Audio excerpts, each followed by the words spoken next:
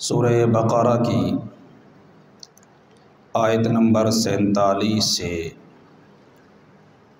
आयत नंबर 50 तक आपके सामने तिलावत की गई हैं। इन्हीं के मुतल्लिक़ चंद गुज़ारिशात मैं आपकी खिदमत में अर्ज़ करूँगा। अल्लाह रब्बुल इज़्ज़त से दुआ है, इल्तिजा है, दरख्वास्त है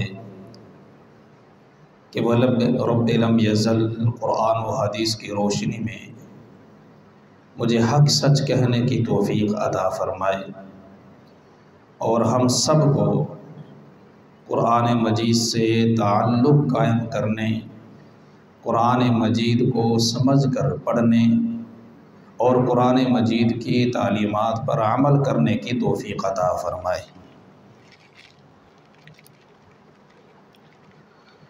गिरामी कदर बुज़ुर्गों, दोस्तों और साथियों, जो आयात मैंने आपके सामने तिलावत की हैं ये सूरह बक़रा के 6ठे रुकू की इब्तिदाई आयात हैं। इससे क़बल जो रुकू था उसमें भी अल्लाह रब्बुल इज़्ज़त ने बनी इसराइल को अपनी नेमतें याद दिलाई थी और इस रुकू में भी अल्लाह रब्बुल इज़्ज़त ने बनी इसराइल को ख़िताब किया और उन्हें अपनी नेमतों की याद दहानी कराई है। फ़र्क सिर्फ़ ये है कि पिछले रुकू में इजमाल था और इस रुकू में तफसील है। अल्लाह रब्बुल इज़्ज़त ने फ़रमाया, या बनी इसराइल।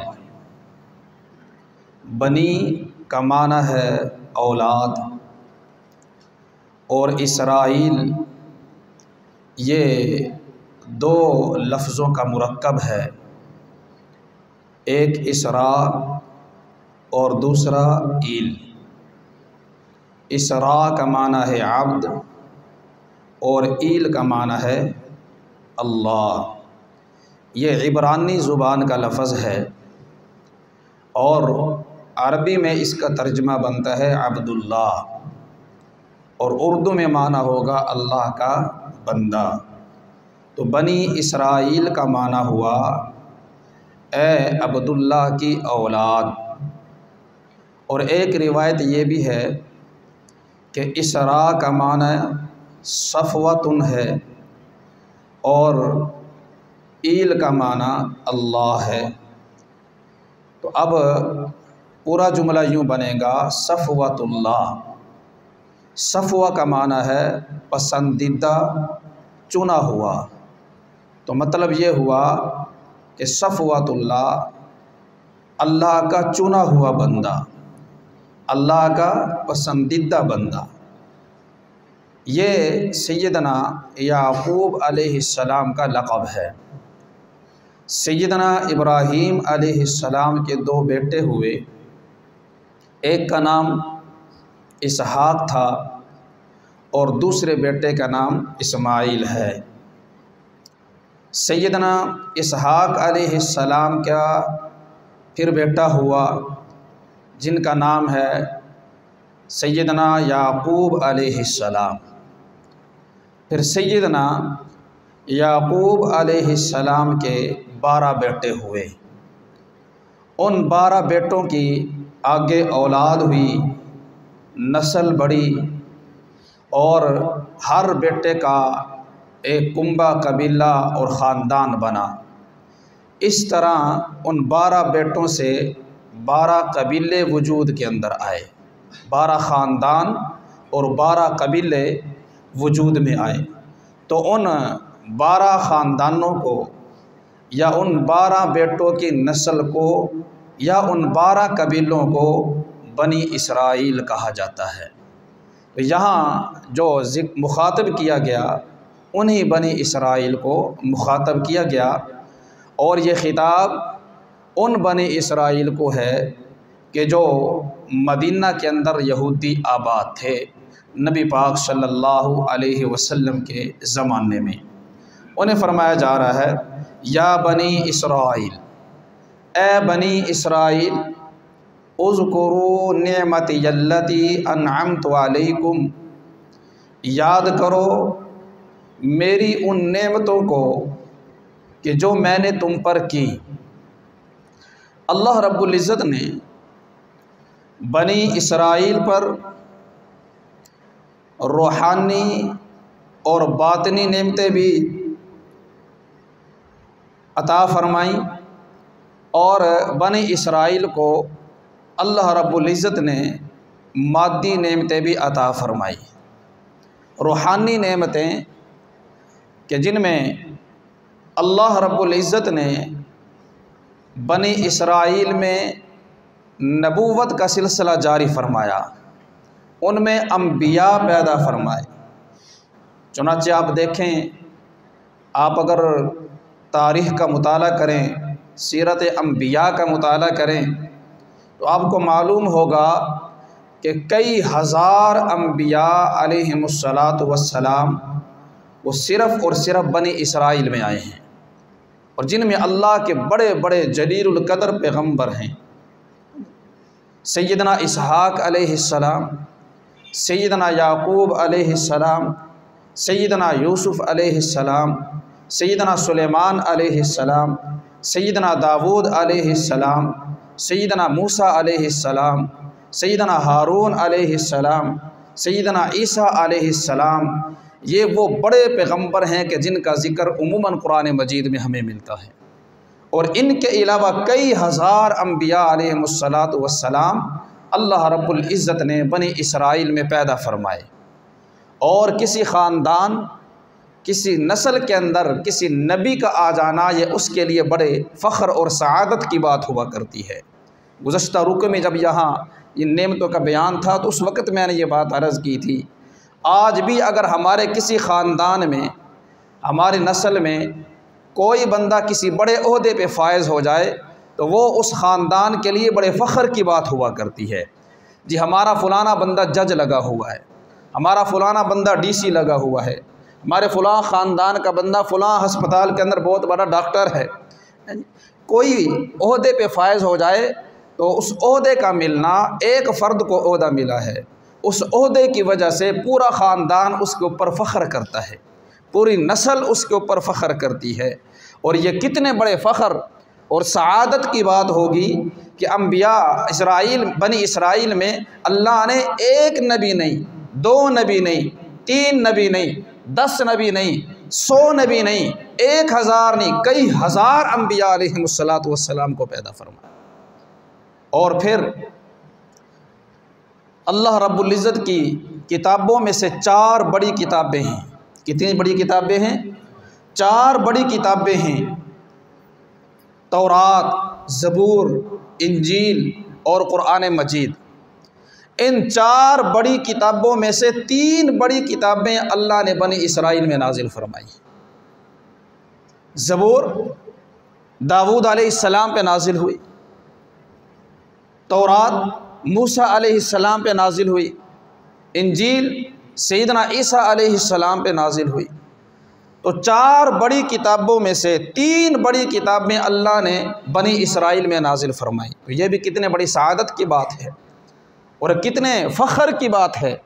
तो रूहानी तौर पे अल्लाह रब्बुल इज़्ज़त ने इस तरह बनी इसराइल को अपनी नेमत से नवाजा।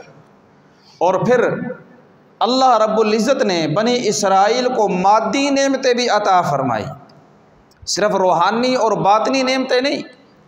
अल्लाह ने मादी नेमतें, दुनियावी एतबार से भी नेमतें बनी इसराइल को अता फरमाई कि अल्लाह रब्बुल इज़्ज़त ने बनी इसराइल में बादशाहत को जारी फरमाया।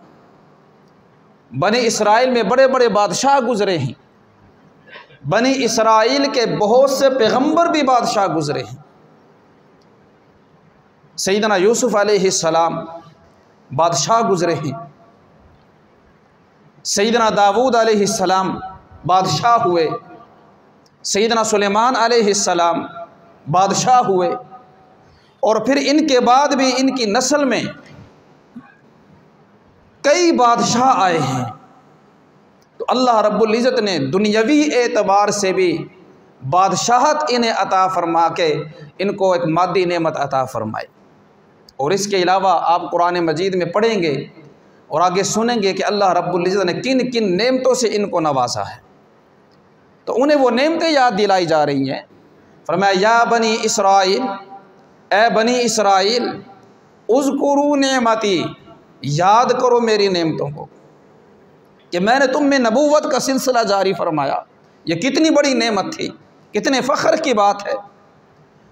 मैंने तुम में अपनी 3 बड़ी किताबें नाजिल फरमाई, ये कितने बड़े फ़ख्र की बात है। और फिर मादी तौर पे मैंने बादशाहत तुम्हें अता फरमाई, खिलाफत तुम्हें अता फरमाई, ये कितनी बड़ी नेमत है। मेरी इन नेमतों को याद करो। अनअमतु अलैकुम, वो नेमतें जो मैंने तुम पर की हैं। और वह अन्नी फज़्ज़लतुकुम अलल आलमीन, और फिर मैंने तुम्हें तमाम जहानों पर फजीलत अता फरमाई है। ये कितनी बड़ी नेमत है। यानी उनके ज़माने के एतबार से, ये हर ज़माने के एतबार से नहीं है, इसलिए कि तमाम उम्मतों में सबसे अफजल उम्मत व उम्मत मुहम्मदिया सल्लल्लाहु अलैहि वसल्लम है। कुंतुम खैरा उम्मतिन उखरिजत लिन्नास तअमुरूना बिल मारूफ व तनहूना अनिल मुनकर व तुमिनूना बिल्लाह। बेहतरीन उम्मत अल्लाह ने इस उम्मत को करार दिया है। सबसे अफजल उम्मत उम्मत मुहम्मदिया सल्लल्लाहु अलैहि वसल्लम है। तो उन्हें जो फजीलत दी गई कि मैंने तुम्हें जहानों पर फजीलत अता फरमाई है, इससे मुराद उस वक़्त तक के जहान है, उस वक़्त तक का ज़माना है कि जब उनका वजूद था, जब उनकी उम्मत थी, जब उनका ज़माना था, उनका दौर था। उस दौर के एतबार से कहा जा रहा है कि मैंने तुम्हें तमाम जहानों पे, इस वक्त जितनी भी कौमें आबाद हैं, जितनी भी नस्ल आबाद है और जितने भी इस वक्त लोग हैं, उन तमाम पर मैंने तुम्हें फजीलत अता फरमाई है। ये कितना बड़ा इनाम था। और फरमाया वत्तकू यौमन ला तजज़ी नफ्सुन अन नफ्सिन, फरमाया कि उस दिन से डरो कि जिस दिन कोई नफ्स किसी नफ्स का बदला नहीं बन सकेगा। वला युक़बलु मिन्हा शफ़ाअ, और कोई सिफारिश कबूल नहीं की जाएगी। वला युअख़ज़ु मिन्हा अदल, और किसी किस्म का फ़िदिया कबूल नहीं किया जाएगा। वला हुम युनसरून, और किसी किस्म की मदद भी नहीं की जाएगी। फरमाया मेरी नेमतों को याद करो और फिर उन नेमतों को याद करके मेरी इताअत और फर्मा बरदारी करो।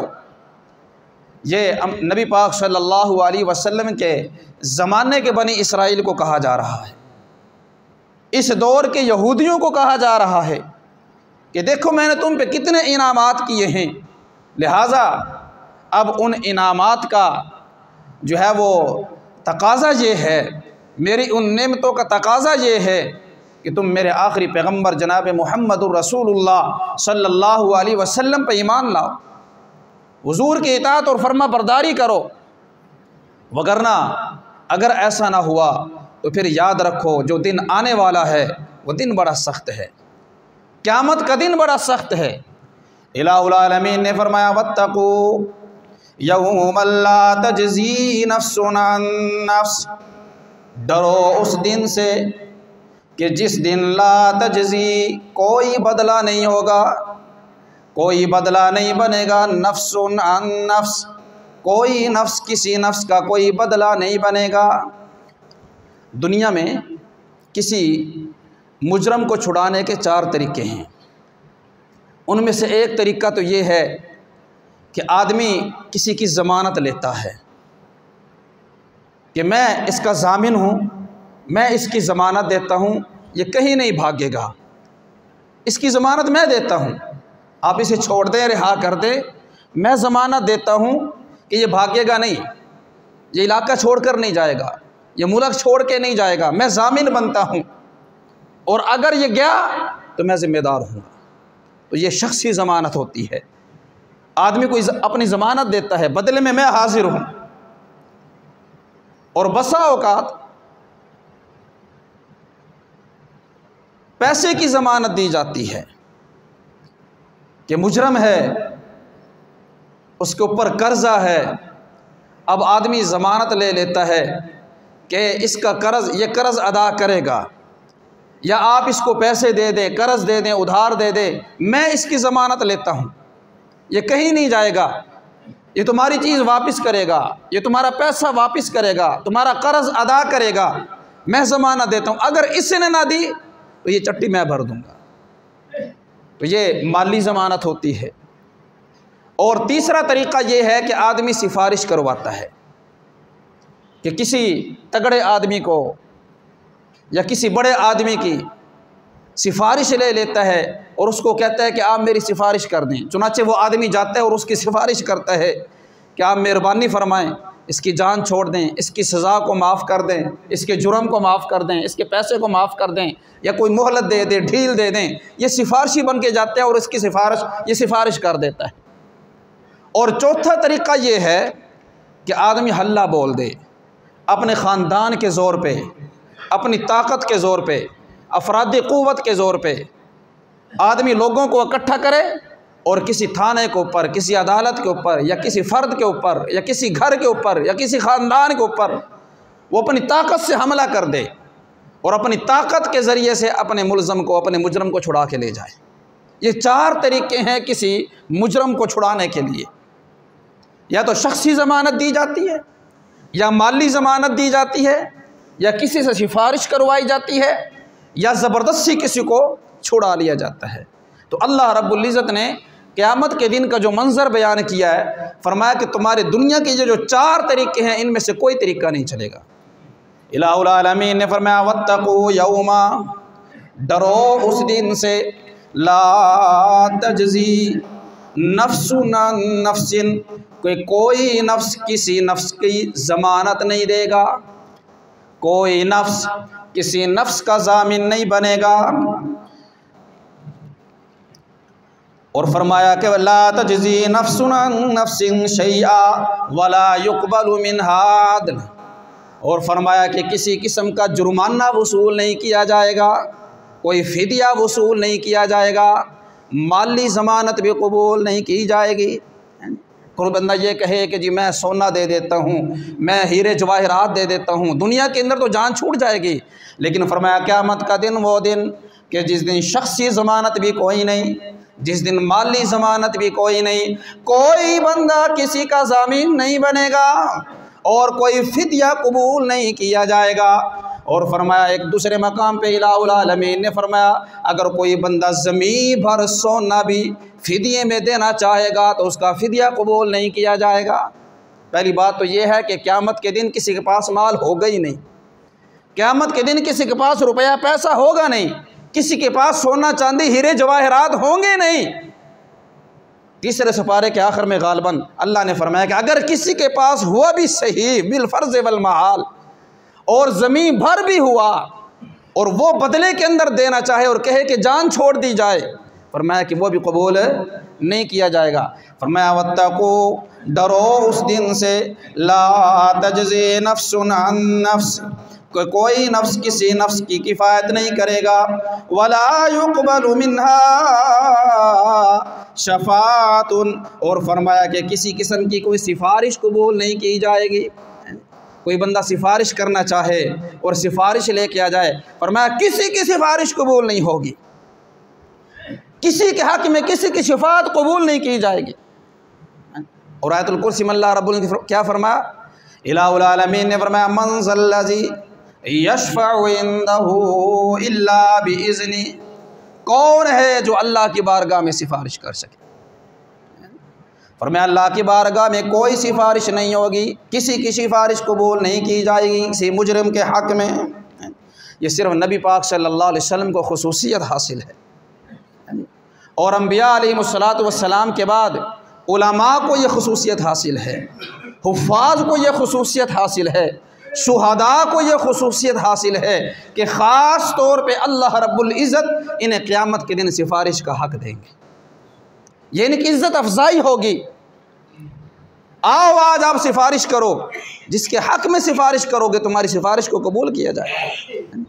उलमा के बारे में आता है कि 70 लोगों के बारे में सिफारिश कर सकेंगे। हुफ़ाज़ के बारे में आता है कि 10 लोगों के बारे में सिफारिश करेंगे। शुहदा अपने ख़ानदान के बारे में, अपने दोस्त अहबाब के बारे में सिफारिश करेंगे। तो नबी पाक सल्लल्लाहु अलैहि वसल्लम को यह खुसूसियत हासिल है कि आप अपनी उम्मत के लिए सिफारिश करेंगे, और यह सिफारिश भी अल्लाह के हुक्म से होगी, अल्लाह की इजाज़त से होगी। जब तक अल्लाह इजाज़त नहीं देंगे हुजूर शफात नहीं कर सकते, अल्लाह इजाज़त नहीं देंगे उलमा शफात नहीं कर सकते, अल्लाह इजाज़त नहीं देंगे हुफ़ाज़ सिफारिश नहीं कर सकते, शुहदा शफात नहीं कर सकते। और फिर ये भी है कि अल्लाह जिनके हक़ में इजाज़त देंगे उन्हीं के हक़ में सिफारिश होगी। ये नहीं कि कुल्ली इख्तियार हासिल होगा या फ़लाँ या फ़लाँ या फ़लाँ या फ़लाँ या उसको जहन्नुम से निकाल दें। नहीं, अल्लाह कुछ लोगों के बारे में फरमाएंगे कि ये जहन्नमी है, इनके बारे में अगर तुम सिफारिश करते हो तो हम तुम्हारी सिफारिश को कबूल कर लेते हैं। कुछ लोगों के बारे में कहा जाएगा, कुल्ली इजाज़त नहीं है कि जिसके बारे में चाहो कर लो। तो फरमाया कि वाह ला युक़बलु मिन्हा वला युक़बलु मिन्हा शफ़ा, वो दिन कि जिस दिन किसी की सिफारिश कबूल नहीं की जाएगी। अल्लाह माफ़ फरमाए, आज इसके मुतल्लिक भी हम गलतफहमी के अंदर मुबतला हैं। यहूदियों और ईसाइयों की लाइन पे चल पड़े हैं, उनके तरीक़े पे चल पड़े हैं। जैसे यहूदी और ईसाई कहा करते थे कि जी जन्नत बनी साढ़े वास्ते, जन्नत के हकदार हम हैं, हम तो सिर्फ चंद दिनों के लिए जहन्नुम में जाएंगे कि वो जो हमारे बड़ों ने बछड़े की पूजा कर ली थी, चंद दिन के लिए जहन्नुम में जाएंगे, उसके बाद जो है हमेशा हमेशा के लिए हम जन्नत में जाएंगे। क्यों जी? क्योंकि हम ईसा अलैहिस्सलाम के मानने वाले हैं। यहूदी कहते हैं कि हम जन्नत में जाएंगे, क्यों? क्योंकि हम इब्राहीम अलैहिस्सलाम के मानने वाले, और कहते हैं कि इब्राहीम अलैहिस्सलाम जहन्नुम के सामने दरवाजे पे खड़े होंगे, किसी यहूदी को वो जहन्नुम में जाने ही नहीं देंगे। आज यही नज़रिया हमारा भी बन चुका है कि अल्लाह राज़ी हो नाराज़ हो कोई परवाह नहीं, अमाल करें ना करें, नेकी करें ना करें, नमाज पढ़ें ना पढ़ें, बस चंद सिफारशी हमने बनाए हुए हैं कि उनको राज़ी रखना है, उनके नाम के नजराने देने हैं, उनके नाम के चढ़ावे चढ़ाने हैं, उनके नाम की चादरें देनी हैं, उनके नाम के सदक़े देने हैं। बस वो जाने और अल्लाह जाने, वो हमें जन्नत में लेके चले जाएंगे। असी फलां दे लड़ लग गया हैं जी, इस तरह की चीज़ें हम पढ़ पढ़ के जो है बस खुशफहमी के अंदर मुबतला हैं कि जी वो जाने और हम उनका काम जाने, बाकी हमें कुछ करने की ज़रूरत नहीं है। ना नमाज की ज़रूरत, ना कुरान की ज़रूरत, ना तिलावत की ज़रूरत, ना तस्बीहात की ज़रूरत, ना वज़ाइफ की ज़रूरत। इतना सौखा काम होता हैं जी तो सैयदना इमाम आली मकाम इमाम हुसैन रज़ी अल्लाह अन्हो को करबला के मैदान में आके अपना कुंबा न कटवाते। उनको क्या ज़रूरत थी? वो भी कह देते सबसे बड़े सिफारिश हमारे नाना है, असी मदीने बैठे हैं, सान केड़ी लोड़ है लड़न दी, हमें क्या पड़ी हुई है नमाज़ें पढ़ने की। लेकिन मैदान करबला के अंदर नेज़ों के नीचे नमाज का टाइम होता है तो इमाम हुसैन रज़ी अल्लाह अन्हु नमाज नहीं छोड़ते। कह सकते थे कि मेरे नाना सिफारिश करने वाले, मेरे बाबा अली सिफारिश करने वाले, मेरी वालदा बीवी फातिमा तो ज़हरा रज़ी अल्लाह अन्हा खातून जन्नत हैं, जन्नत की औरतों की सरदार हैं। हमारे पास तो सिफारिश ही सिफारिश है। सन कड़ी लोड़ पे नमाज पढ़न दी, सन कड़ी लोड़ पे अमाल करन दी। हमें क्या लोड़ पड़ी है कि अल्लाह के रास्ते में निकले और अपने बच्चों को ज़िबा करवा दे? ये कह सकते थे, मगर कहा नहीं। बीबी फातिमा रज़ी अल्लाह अन्हा को नबी पाक सल्लल्लाहु अलैहि वसल्लम ने फरमाया, फातिमा ख़ानदान और नस्ब के ऊपर जो है वो एतमाद करके ना बैठना कि मैं हुजूर की बेटी हूँ। कल क़यामत के दिन अपने अपने आमाल चलेंगे, आमाल के ऊपर फैसला होगा किसने कितने आमाल किए। आज हमें ये पता नहीं किसने पढ़ा दिया पट्टी या किसने गलत लाइन हमें दे दिया है कि नहीं कुछ करन दी लोड़ नहीं, बस फलानी चीज़ कर लिया करो, ये कर लिया करो। हज़रत साहब से जाके पूछो जी तुसी नमाज नहीं हो पढ़ दे, जैसे मदीने पढ़ के आओ ने बैठे पाकिस्तान है, नमाज का वक़्त हुआ, मुरीद ने पूछा कि आप नमाज नहीं पढ़ते? जी साड़ी नमाज़ मदीने होंदियां भी कहाँ होती हैं? तसव्वुर में, ख्यालात में। और आगे मुरीदों को ये पट्टी पढ़ा दी है कि कुछ करन दी लोड़ नहीं, बस सन खुश रखो, हमें राज़ी रखो। अगर हम राज़ी ना हुए तो तुम्हारी भैंस दूध नहीं देगी, तुम्हारी गां दूध नहीं देगी। अल्लाह के वली जालिम नहीं हुआ करते। अल्लाह के वली किसी के घर बंद नहीं करते। अल्लाह के वली किसी का रिज़्क़ बंद नहीं करते। अल्लाह के वली किसी का पानी और दूध बंद नहीं करते। ये ढकोसले हमने पकाए हुए हैं कि अगर हमने 11वीं ना दी तो हमारा दूध बंद हो जाएगा, हमारे जानवर दूध नहीं देंगे। ये अल्लाह के वली माज़अल्लाह ऐसे होते हैं कि अगर उनको हमने कुछ ना दी तो हमारा जो है नुकसान कर देंगे। अल्लाह के वली रहम दिल होते हैं, मेहरबान होते हैं, शफीक होते हैं, वो उम्मत का भला सोचते हैं, लोगों का भला सोचते हैं। ये सिर्फ़ हमारी पढ़ी पढ़ाई कहानियाँ हैं, ये हमारी बनी बनाई कहानियाँ हैं। हमने जो है मेरे जैसे मौलवियों ने खाने पीने के ढोंग बनाए हुए हैं। अल्लाह के वली को क्या फ़ायदा हो रहा है? दूध तो मैं पी रहा हूँ, कचियाँ बना के तो मैं पी रहा हूँ, मेरे जानवर पी रहे हैं, मैं उनको गिरा रहा हूँ नालियों के अंदर। तो मेरे भाइयों, बुज़ुर्गों, दोस्तों और साथियों, उनको हम इसाले सवाब करें। अल्लाह के नेक बंदों को हम इसाले सवाब करें। इसाले सवाब हम उनके लिए आमाल करें। हम कुरान पढ़ के इसाले सवाब करें, हम दुरूद पाक पढ़ के इसाले सवाब करें, और हम सदका खैरात करके इसाले सवाब करें। और उनके लिए जो है वो अल्लाह के रास्ते में कोई सदका जारिया बना दें कि उनके लिए इसाले सवाब हो ये। और फिर सबसे बड़ी अल्लाह के वलियों से सबसे बड़ी मोहब्बत ये है कि उनके नक्शे कदम पर चला जाए। अगर वो दाढ़ी वाले थे तो हम दाढ़ी रखें, अगर वो अमामे वाले थे तो हम अमामा बांधें, और अगर वो सुन्नत के मुताबिक लिबास पहनने वाले थे तो हम सुन्नत के मुताबिक लिबास पहनें। सुन्नत के मुताबिक ज़िंदगी गुजारने वाले थे तो हम सुन्नत के मुताबिक ज़िंदगी गुजारें। असल मोहब्बत ये होती है। इताअत मोहब्बत का नाम है, मानने का नाम मोहब्बत है, फर्मा बरदारी का नाम मोहब्बत है। ये नहीं है कि अब्बा के बच्चा पानी दे दे, लेकिन बच्चा के अब्बा मोहब्बत मैंने बड़ी है लेकिन पानी नहीं देना मैं, अब वो गल ना मनने। अब्बा कहे फ़लाँ फ़लाँ बच्चे ख़राब हैं, फ़लाँ फ़लाँ बच्चों के साथ नहीं खेलना, फ़लाँ लड़कों के साथ दोस्ती नहीं रखनी। अब्बा तेरे नाल मोहब्बत बड़ी है लेकिन उन छड़ नहीं सकता मैं। फ़लाँ जगह पे ना जाया कर, वो जगह ठीक नहीं, वहाँ का माहौल ठीक नहीं। अब्बा तेरे नाल मोहब्बत बड़ी है लेकिन वो माहौल नहीं छड़ सकता मैं। इसे मोहब्बत कहेंगे? ये मोहब्बत है वालिद के साथ जिसमें इताअत नहीं, जिसमें फरमाबरदारी नहीं, जिसमें बात का मानना नहीं। ये मोहब्बत नहीं, मेरा दावा है। ये मोहब्बत नहीं, मेरा धोखा है। अपने आप को धोखे में मुबतला कर रखा है।